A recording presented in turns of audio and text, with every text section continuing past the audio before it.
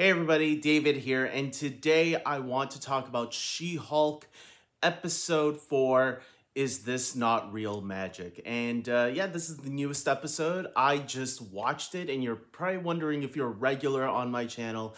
David, where's your green screen that you always use for your backdrop? You're not using, the green screen effects and all that. Well, I injured my foot this past weekend because I was at my brother's wedding where I was the best man and witness. And for the first time ever, I decided to go on the dance floor and dance the night away. And first time dancing, first time spraining my foot. So I sprained my foot really badly. It's healing a little bit more now. It's not hurting as much as it was Monday night. It was Saturday was the wedding. It was hurting on all day on Sunday. Monday also, but Monday night just killed me, and I had to go to the hospital. Probably because I was still walking on it a little bit, not realizing how bad it was going to get. And yeah, so now I'm on crutches, and I can't go into my green screen room because it's too clustered in there. So I'm getting my iPad and doing it here. So let's talk about this episode now that I finished talking about that whole story. And what did I think of this episode starting at 1 minute and 30 seconds in? I thought this episode was another really fun episode. There were some great moments of humor. I really loved the drunk girl in this episode.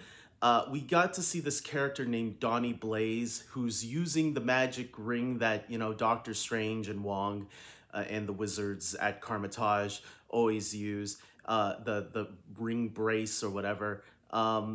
Who, by the way, that actor, if you watched Entourage, he was the actor who played the director of Midi Ian, and I think he directed another movie that Adrian, I want to say Adrian Chase, but I don't think it's Adrian Chase.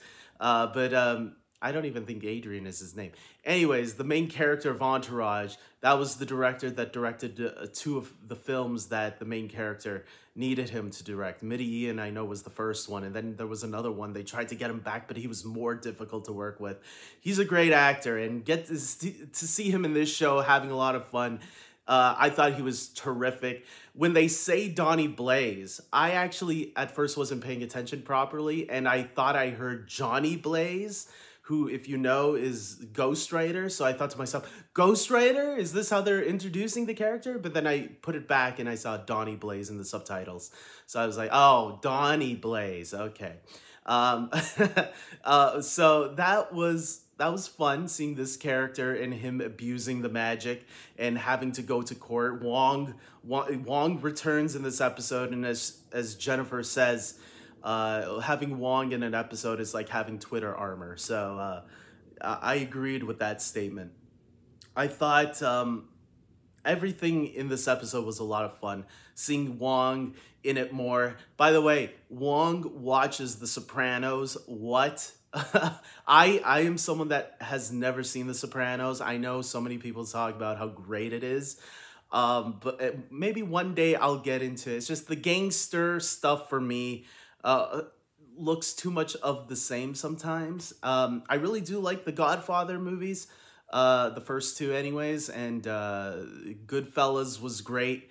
So Sopranos should be on my to-do list. It's one of those gangster-related or mafia-related series or movies that a lot of people talk about that you should watch at least once. So one day I will get around to it. I just don't feel the urge to get to it. It's like how some people are with the superhero genre. You hear how great a certain superhero movie or show is, but if you're not a fan of the genre, a hardcore fan, then you're not eager to go check it out. And that's how I am with the gangster mafia genre. It's like, okay, I'll get to it when I feel like it.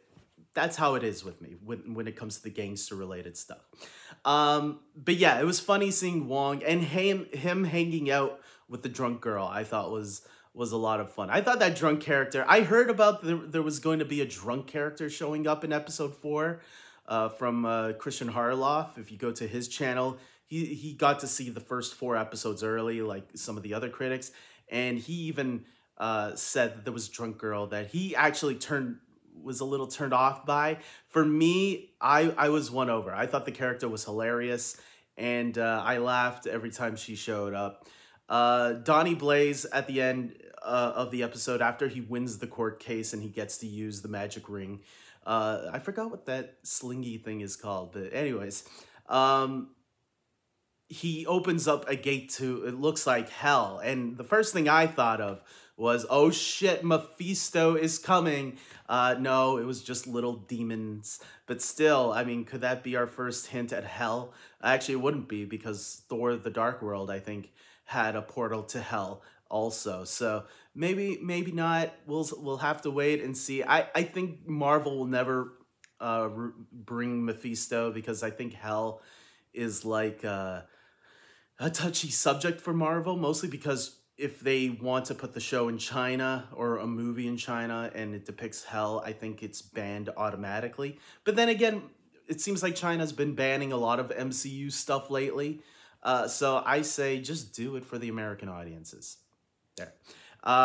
Yeah, this episode was really great. I love seeing Jennifer going on dates. That was a lot of funny, especially the first one where you thought, oh, is this guy going to be a gentleman and pay? At first, I didn't know what was happening. I'm like, are they getting ready for a standoff? Like, are both of them going to get their guns out and start shooting each other? Thankfully not. But Jennifer gets out her wallet and he gets out his keys. And I'm like, wow, what a douchebag. So he leaves without paying. Jennifer pays the bills. We never got to see what that bill was, but I'm sure it was a lot.